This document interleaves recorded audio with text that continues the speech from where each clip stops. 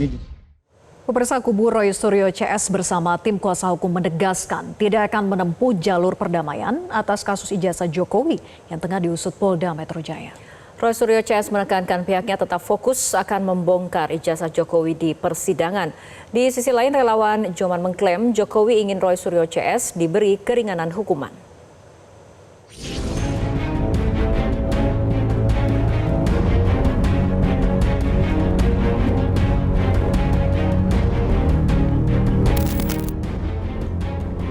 Wacana mediasi kasus ijazah Jokowi yang muncul pada pertemuan Komisi Percepatan Reformasi Polri dengan kritikus politik Faisal Assegaf ditolak mentah-mentah oleh kubu Roy Suryo CS.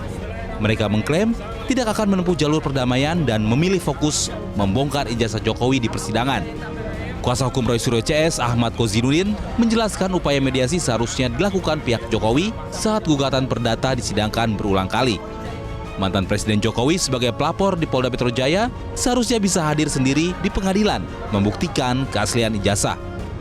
Jadi kalau ada pihak-pihak yang mengaku punya kepentingan, punya kapasitas atau mengaku juru bicara atau apapun, termasuk kemarin kami komplain Saudara Faisal Assegaf yang tiba-tiba bicara tentang perdamaian, juga Prof. Jimli Asidiki yang bicara tentang mediasi karena ini kasus pidana, bukan kasus perdata.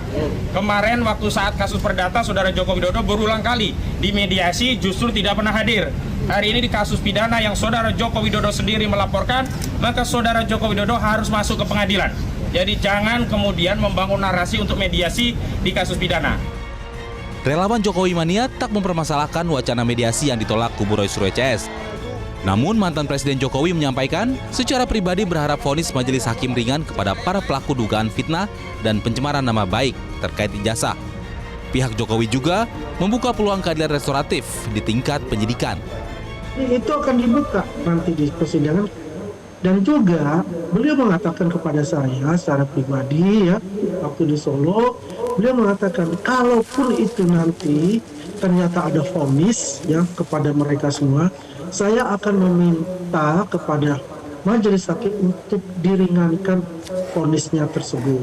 Artinya ini mengindikasikan sebetulnya beliau ini tidak suka untuk hal-hal diselesaikan secara pengadilan.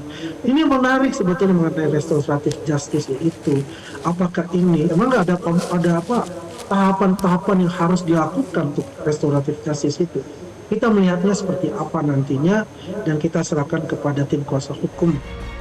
Dengan tidak adanya titik temu di kedua belah pihak, artinya pintu mediasi yang sempat diwacanakan tertutup rapat. Kubu Roy Suryo CS memilih tetap menempuh jalur hukum, yakni meja persidangan dengan apapun resiko yang akan dihadapi. Tim Liputan Metro TV.